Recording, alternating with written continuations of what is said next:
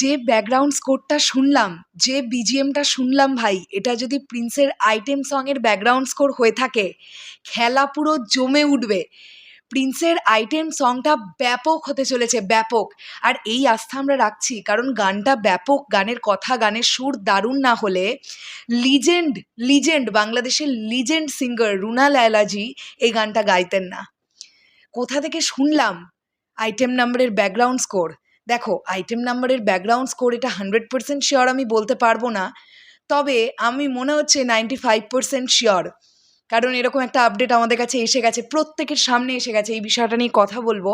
কিন্তু তার আগে সোশ্যাল মিডিয়ায় দুম করে দেখলাম একটা ছবি ভাইরাল হচ্ছে, একই ফ্রেমে প্রীতম হাসান এবং রুনা লায়লা, তাদেরকে দেখতে পাওয়া যাচ্ছে একই ফ্রেমে। ফ্রেমটা দুর্দান্ত লাগছে দেখতে, মানে বিশাল দারুণ একটা ফ্রেম, দারুণ একটা ফ্রেম। রুনা লায়লা এমন একজন আর্টিস্ট যার কাছ থেকে এই প্রীতম হাসান বা এই যুগের যারা নতুন প্রজন্ম যারা কাজ করছে, এই মানুষজনদের কাছ থেকে অনেক কিছু শেখার, অনেক কিছু। তো একই ফ্রেমে দুজনকে একসঙ্গে দেখতে পেয়ে দারুণ লাগছে। এইবারে মেন যে ম্যাজিকটা নিয়ে কথা বলবো, সেটা তোমরা কজন ফলো করেছো আমি জানি না, বাট আমি তোমাদেরকে একটু ফলো করাতে চাই এই বিষয়টা, কারণ প্রীতম হাসান আমাদের কাছে কিন্তু বিষয়টা এনেছেন। তো কোন বিষয়টা আমরা চলো একটুখানি দেখি। এখন থেকে মোটামুটি 40-45 মিনিটের একটা স্টোরি, প্রীতম হাসান যেখানে একটা ব্যাকগ্রাউন্ড স্কোর শোনাচ্ছেন আমাদের তার স্টোরিতে, এবং লিখছেন সেখানে অ্যাডভান্স ঈদ মুবারক। বন্ধুরা, আমার এটা ধারণা এটা প্রিন্সের আইটেম গানের ব্যাকগ্রাউন্ড স্কোর হতে যাচ্ছে। ইয়েস, আমার এটা ধারণা।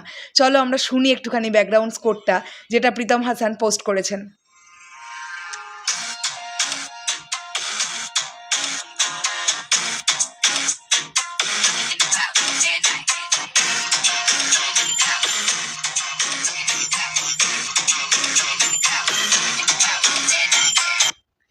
তো আমার ধারণা এই ব্যাকগ্রাউন্ড স্কোরটা আর কোনো গানের নয়, এটা প্রিন্সের আইটেম সঙের ব্যাকগ্রাউন্ড স্কোর।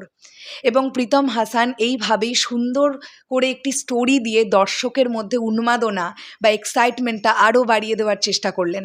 কারণ এমনি এই গানটা ব্লাস্ট করবে সিনেমা হলে, এটা নিয়ে কোনো ডাউট নেই। কেননা রুনা লায়লা তিনি এতদিন পরে আবার গাইছেন, এটা বাংলাদেশি মানুষদের কাছে একটা বিরাট বড় পাওয়া।